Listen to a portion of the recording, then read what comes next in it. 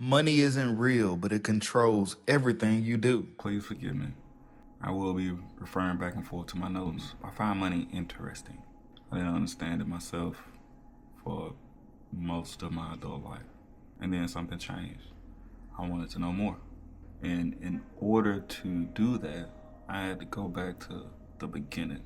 I had to reshape everything I knew about money as I understood it. A lot of people talk about money like it's some evil force. Some people worship it. Some people blame it for everything. Some people spend their whole life chasing it and never stop to ask one basic question. What is money for? Because if you don't understand that, you'll never understand the system you're living inside. Money wasn't created so people can flex. It wasn't created so people can become rich. It wasn't created to make life fair. And it definitely wasn't created to eliminate human greed, conflict, or inequality. Money was created because human beings needed a clear way to exchange value. That's it. Before money, people bartered. You had grain, I had tools. You had cloth, I had cattle. You had fish, I had wood. And on paper, it sounds simple. It sounds natural. It sounds like the way things should be. It even sounds more real than the system that we currently have. But the problem is, barter only works smoothly when two people each have exactly what the other person wants at the exact same time and in the right quantity. Economists call that the double coincidence of wants. And that problem is one of the main reasons money became necessary. Think about that in real life. Let's say I have 10 chickens and I need shoes. The shoemaker might not need chickens. He might not even want chickens. Maybe he needs lumber. Maybe he needs grain. Maybe he already has food but needs help repairing the roof. So now I can't just trade directly. I have to go find somebody who wants chickens, get something from them that the shoemaker wants, and only then can I maybe get the shoes. That is friction. It's inefficient. It's a delay. And the bigger a society gets, the more that friction becomes a problem. Not just for convenience, but for survival, coordination, and growth. Because once trade becomes difficult, everything becomes difficult. Saving becomes difficult. Planning becomes difficult. Expanding becomes difficult. And disagreement becomes more common because now every exchange is a negotiation over relative value. Even the Federal Reserve has noted that saving and investment are very difficult in a barter economy, and that money as a store of value was one of the greatest inventions of mankind for exactly that reason. This comes from the Federal Reserve, the same entity that people think is just so evil and is out to control the human population. Certain players may have that agenda, but the system in itself is not malicious.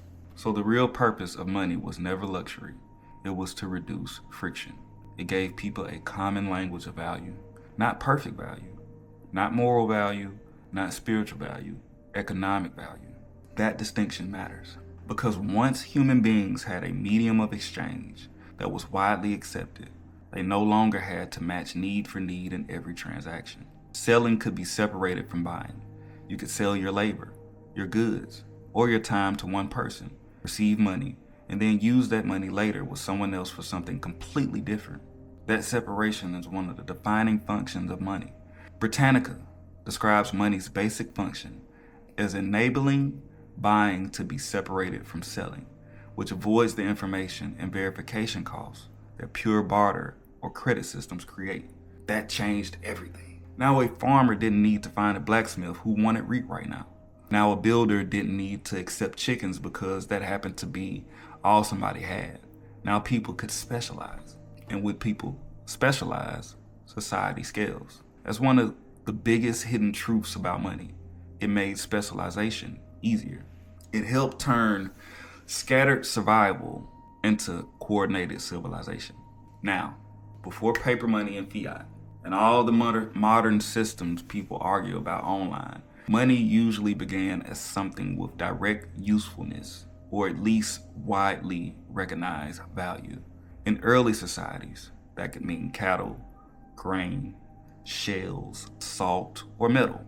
Over time, precious metals like silver and gold became especially dominant because they were durable, divisible, portable, and broadly trusted. Federal Reserve and IMF materials both point to this progression from barter to commodity forms, to metallic money, then eventually to paper claims and fiat systems. Why gold? Why silver? Because not everything can serve as money well. A good money has to survive time. It has to be hard enough to fake. It has to be accepted by enough people. It has to be divisible into smaller units. And ideally, it can store value without rotting, leaking, or disappearing. Cattle can die. Grain can spoil. Fish can go bad. Even if those things are valuable, they don't scale cleanly as money does. Precious metals solve some of those issues better than most things people had available. Then came coinage. And once authorities could stamp metal into recognized units, trade became easier still. Now, value was not just in the metal itself, but in the standardization of it. Society could move faster when people didn't have to weigh and argue every single exchange from scratch. That means now that authorities have taken the copper and turned it into a penny, everyone knows that penny is 1 cent. You don't have to take an ounce of copper, put it on the scale, and you guys argue on whether or not the scale is actually accurate. Now everybody knows 1 copper coin is 1 cent. 1 silver nickel is 5 cents. 1 small dime is 10 cents. So on and so forth. So the next major leap was paper claims. At first, paper money was often tied to something else. A note might represent a claim on gold or silver held somewhere. In other words, the paper wasn't the value itself. It was a trusted receipt of value. Over time, more and more economies evolved through systems where paper circulated more conveniently than metal, especially as banking and central monetary institutions developed. IMF historical explanations make this clear. Paper currency began as a claim on metal, and when that link was broken, fiat money emerged. And this is where a lot of people get emotional, because now we get to fiat. Fiat money is materially ordinary. It is not valuable because the paper itself is special. It is valuable because a society, backed by legal and institutional force, accepts it as money. Money works because people believe it works. Not blind belief, structured belief, collective belief, institutional belief, legal belief. The IMF puts it plainly. Fiat money is materially worthless on its own, but has value because a nation collectively agrees to ascribe value to it. Now, does that make money fake? No. That's where people get sloppy. Just because money is socially constructed does not mean it is imaginary in effect. A contract is socially constructed too. A border is socially constructed. A corporation is socially constructed. Law itself is socially constructed. But if you ignore any of those, reality will remind you very quickly that constructed does not mean powerless. Money is one of the strongest collective agreements human beings have ever built. And that agreement allows huge systems to function. Wages, prices, savings, accounting, debt, investment, trade across distance, and planning across time. In economics, money is usually described through core functions: medium of exchange, unit of account, store of value, and standard of deferred payment. Those functions are what make it useful. It lets people trade now, compare prices cleanly, save purchasing power in some form, and make contracts that stretch into the future. That's why I say money was created to reduce friction, not to remove conflict, just to reduce some of it. Because conflict did not disappear once money arrived. It just changed forms. Instead of arguing over whether 3 goats equal 1 plow, now people argue over pricing, wages, debt, interest, inflation, taxes, and control of the money supply. Money didn't purify human nature.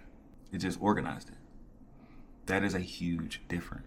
And if you miss that, you start expecting money to do things it was never designed to do. Money cannot make people normal. Money cannot make people disciplined. Money cannot make systems fair by itself. Money cannot eliminate envy, greed, corruption, or fear. What it can do is make trade more efficient, savings more portable, and coordination more scalable than barter ever could. That alone made it necessary. So when people say, why can't we just go back back to what? Back to slower exchange, back to less specialization, back to less scalable commerce, back to more direct friction in every transaction. People romanticize older systems because they imagine them as more pure. But purity is not the same thing as practicality. Human societies grew because they needed tools that could handle complexity. Money became one of those tools, and like every tool, it reflects the hand using it. That is the deeper truth. Money is not the source of all disorder. It is a response to disorder. It is a way of reducing transactional chaos enough for large groups of humans to cooperate, compete, build, and survive at scale. Imperfect? Yes. Necessary? Also yes. Because once a society reaches a certain size and level of specialization, some common medium of exchange becomes almost unavoidable. Even modern central banks still define their role in part around promoting stable prices, financial stability, and efficient payment systems, which shows that money is not just about wealth, but about keeping the broader economic machine functioning. In the simplest terms, most of the wealthy individuals who have become wealthy did not just do so through exploitation or corruption. They simply learned money and leveraged it. So if I had to say it as clearly as possible, I'd say this. Money exists because barter could not carry civilization far enough. Money exists because human beings needed a shared system to move value across time, across distance, and across different kinds of labor. Money exists because without some common measure and exchange tool, modern economies become far more difficult to operate. And the reason you need to understand that is simple. If you think money is the enemy, you'll never learn to use it correctly. If you worship money, you'll still misunderstand it. But if you see money for what it really is, a tool born out of human need, built to reduce friction, organize trade, and support coordination, then you stop being emotional about it. You start seeing it clearly. And once you see it clearly, you can finally ask the next question. If money was created to solve one kind of problem, why does the modern system create so many new ones? That's for part 2.